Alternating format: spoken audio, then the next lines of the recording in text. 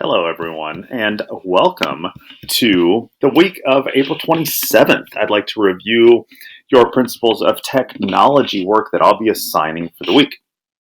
We have two different styles of photographs that we're going to work on this week that both rely on your smartphone and, of course, your creativity.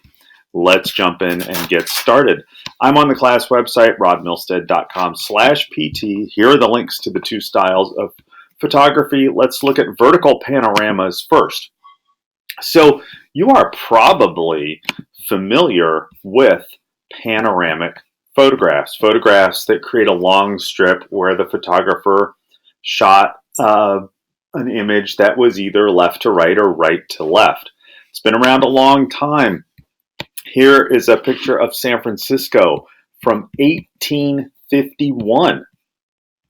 That is a panoramic photo where the photographer, probably using glass plate negatives, created a series of images that did have some degree of overlap. And it is a remarkable picture of San Francisco just after the gold rush. The technology continued to advance, again, using film all the way down. Well, here's an example from 1904 that kind of blew my mind, right? This was a camera specifically for panoramics that could make an exposure that was 360 degrees around and 20 feet long. The camera and the film rotated on a special tripod to create the image. So if we jump back to our modern 21st century cameras that we all have easily at hand, most smartphones can shoot a panoramic that is left to right or right to left. But you can also trick the camera with a little bit of care into shooting a vertical panorama. So one that goes from bottom to top or top to bottom. I have created yet another fun-filled video that explains how to make a vertical panorama. And what I'd like you to do this week is to turn in at least 4 vertical panoramic photographs for this assignment. These can be taken indoors or outdoors, whatever best suits you. Of course, because we're in a shelter in place, please think your and your household safety first and shoot the picture where it is best for you while still honoring the shelter in place guidelines. So if that means that it is your courtyard or backyard, then do it there. If that means you are doing it all inside, that's fine. Do it there. Do not put yourself, of course, at any risk or danger. My other big piece of advice is to take more photos than you'll think you'll need. This requires some degree of experimentation and trial and error, which is part of engineering, friends. So some of your photos aren't going to come out well. Some of them are going to offer some surprises where you had no idea. So this image, I was messing around and I brought a mirror outside, and it suddenly dawned on me that I could get 2 images of myself in different poses as I took the picture. Watch the video for more information.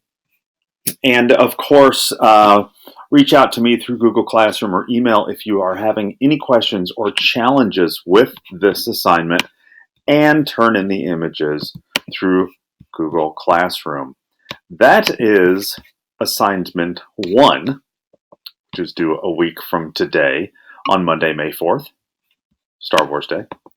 Assignment number 2 is splash photography. Also working with your smartphone and using a different feature of your smartphone that I'll describe in a moment. But I have to rewind to my inspiration for this style of photography. This is photography pioneered by a gentleman named Harold Edgerton. He developed a system of combining high-speed photography with very fast shutter speeds, or if it was motion picture film, not digital, but film, where the camera could run the frames through the movie camera as fast as possible. So we combined the camera with a high-speed strobe, a light that could flash very quickly, sometimes synchronized with the action itself, like his iconic images of a bullet just as it impacts an apple, or his images of splashes. The milk drop image is very iconic and famous. So our work is going to be honoring and mimicking a little bit Harold Edgerson's work and creating some splash photography. Now, we don't have the strobe setup that he did, but on our smartphones, we have the ability to take a burst or a whole bunch of pictures at one time while the action is taking place.